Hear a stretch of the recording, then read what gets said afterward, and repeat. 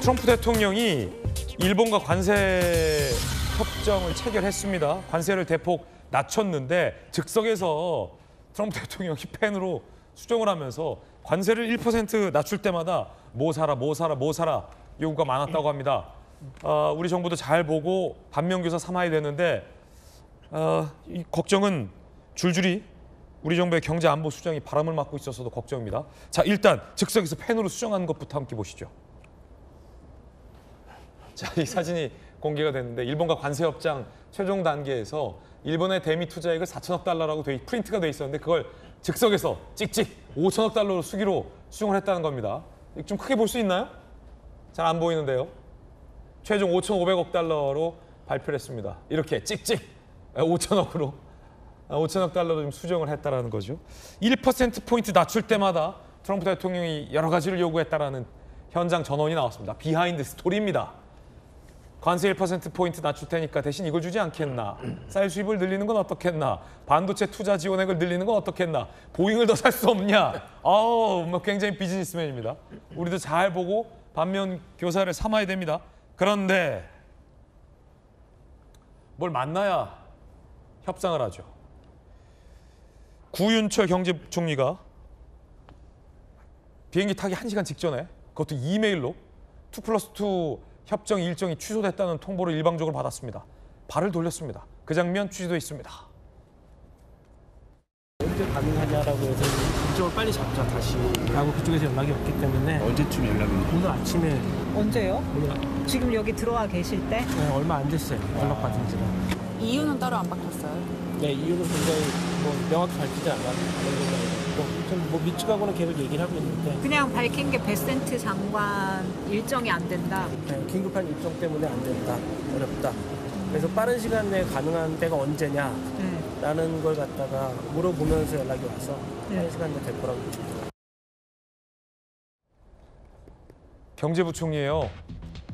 미국 장관 만나기 위해서 비행기 타기 1시간 전 이메일로 통보가 됐어요. 이메일로 긴급한 일정으로 개최하지 못하게 됐다. 쭉 1시간 전 유턴을 해서 발길을 돌릴 수밖에 없었습니다.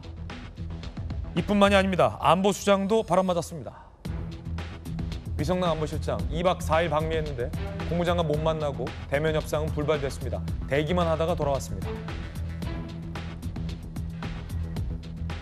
정익주 변호사님. 네네. 뭘 만나줘야 협상을 하는데 8월 1일부터 아닙니까 당장? 네네. 왜 이렇게 다 바람 맞는 겁니까? 글쎄요, 걱정되고 솔직히 말씀드리면 좀 무섭기까지 합니다. 제가 미군들하고도 그 협상 많이 해보고 회의 많이 해봤지만 미국 사람들은요 굉장히 실용주의적이고 특히 돈 경제적 이해관계에 있어서는 양보를 하지 않아요. 그러니까 더군다나 지금 미국 대통령 트럼프는 정치를 오래 하신 분이지 오래 한 사람이 아니잖아요.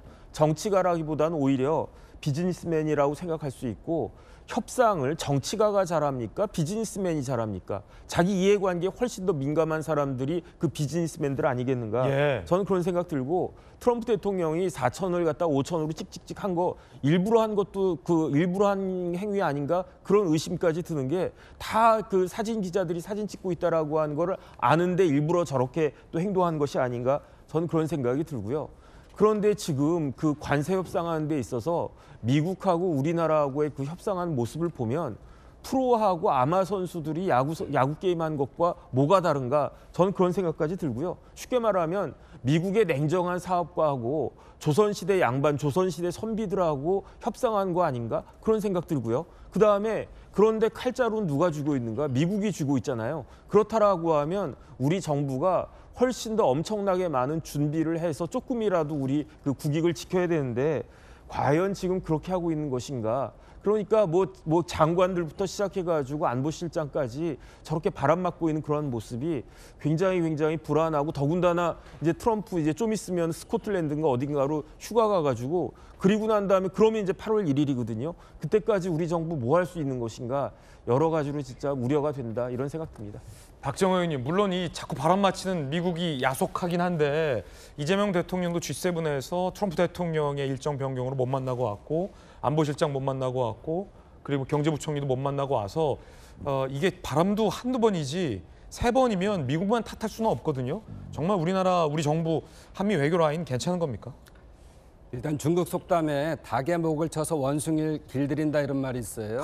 그런 말이 있습니다. 예, 그래서 이게 뭐 일본이다, 한국이다 이런 표현은 아니지만 그런 게 있는데 일단 일본하고의 관세 협상이 됐습니다. 그러니까 바로 비슷한 지리적 위치나 또 경제적 위치가 비슷하기 때문에 일본 봐라 이러니 한국이 이렇게 충분히 준비해 와라 이런 지금 전략입니다. 그렇군요. 예, 그런데 저희도 거꾸로예요. 그러니까 일본의 경제 규모와 우리 경제 규모를 보면 저렇게까지 할 수 없습니다. 그렇기 때문에 이런 것들을 설득시켜서 과감하게 우리도 이거밖에 못해야 할 필요가 있고요.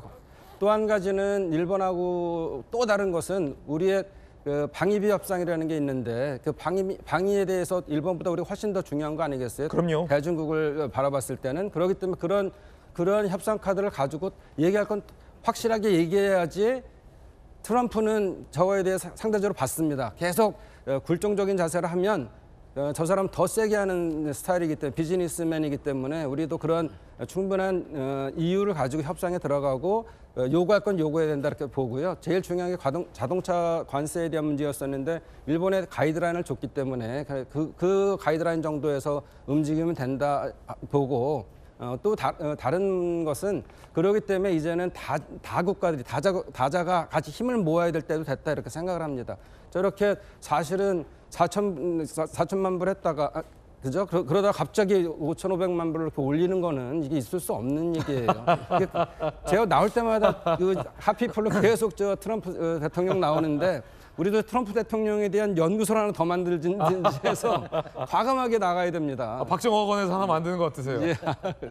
혹시 그러니까 비즈니스적인 측면 말고 다른 이유는 없는 거죠? 걱정 안 해도 되는 거죠? 우리 국민들이 한미 관계 관련해서.